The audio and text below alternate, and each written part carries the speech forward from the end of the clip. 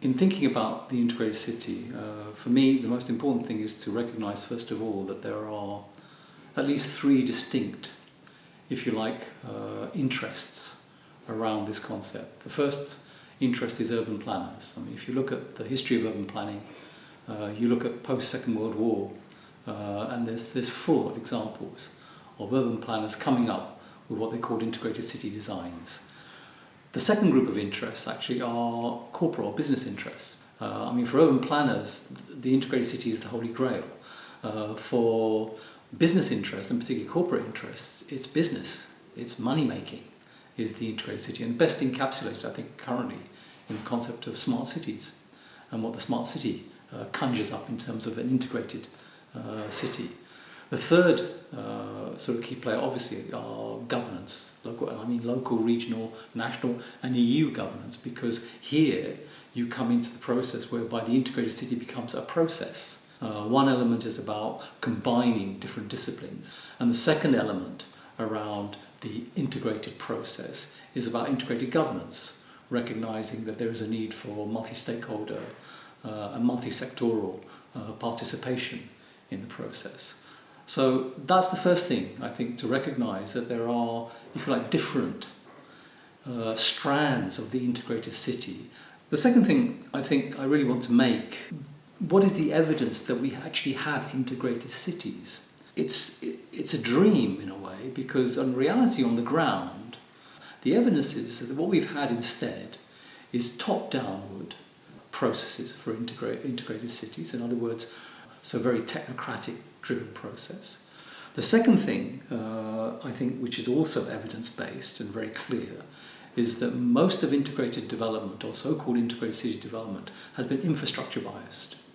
In other words, the proportion of money being spent on infrastructure has been in the ratio of about 3 to 1. That element of infrastructure development, in my view, has actually accelerated. The other evidence is that what we now have increasingly are not integrated cities. We have segregated cities, spatially segregated and increasingly economically segregated, especially in capital and big cities, where, as I say, you've seen these flows, where these big flows of foreign investment have come in, and one of the best ways of making money in the current economic climate has been through infrastructure and property speculation.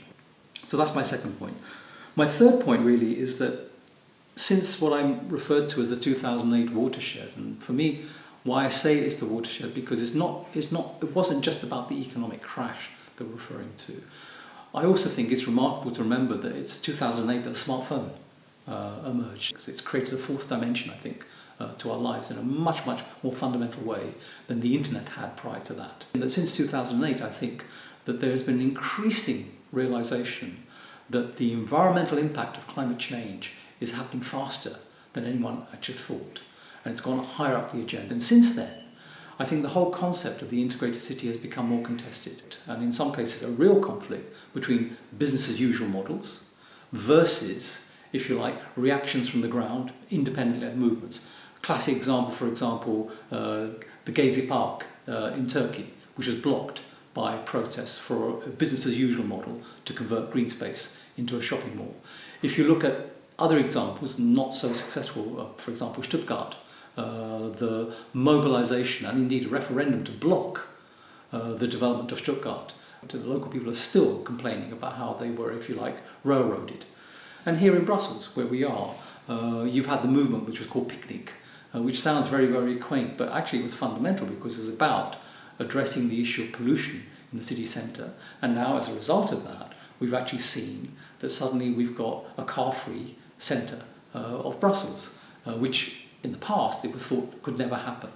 Recognising that there is this now tension, what we also need to recognise is that the old model is decaying, in my view, but it's not dead. And because of that, I think we're in a period right now, we have the new model emerging, but it's largely under the radar. You can see it in small components, but you don't see it in its entirety. And I think historically, moments of this kind take time to work through. And I think we will see, hopefully, in the next decade, that new model becomes more dominant. And that leads me to my last thing is, what do I see as the integrated city? For me, there are some key components of an integrated city that have to be addressed. Firstly, it has to be about a focus on people and planets. We have to move away from the idea that city development is infrastructure-led.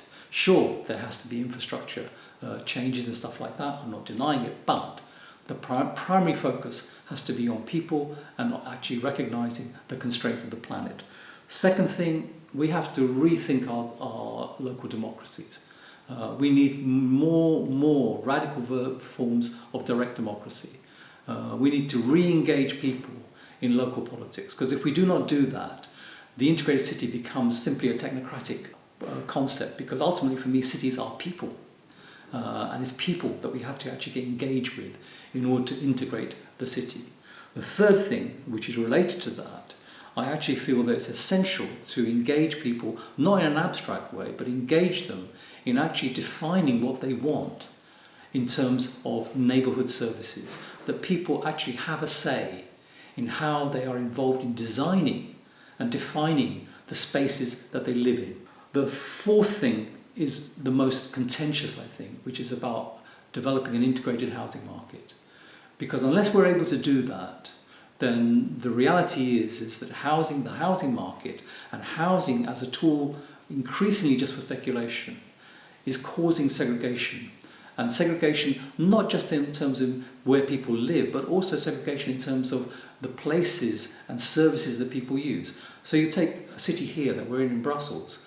There are parts of this city now where if you walk into a primary or secondary school, you will find that part of the local population is not represented there, because even though they live there, their children go elsewhere because they can afford to. And it's only those who can't who are then in those schools, and those schools are failing. And then you have a vicious cycle. And then the fifth element for me is about moving towards a municipal or people ownership of energy, water, and what I would call mobility solutions. Those have to be, I think, locally owned and locally defined. And we see examples of this already in the way that energy companies are doing it. Hamburg, as a city, is taking over its own energy supply. And the last point simply is that, we have to have integrated cities that are globally connected, but which actually trade and produce locally. And for me, that means using new technologies. So 3D printing, for example, opens up all kinds of possibilities for having global supply chains, but with a low CO2 footprint attached to them. And for me, linked to that idea of, if you like, local sourcing and local production, is the idea of the integrated city as reintegrating itself into its hinterland, and therefore creating viable and sustainable rural communities around it. Whereas right now what we have are cities, urban sprawl, and rural dormitories where people escape because they don't want to bring up their kids inside the city and simply commute in and create additional problems for the model that we currently have.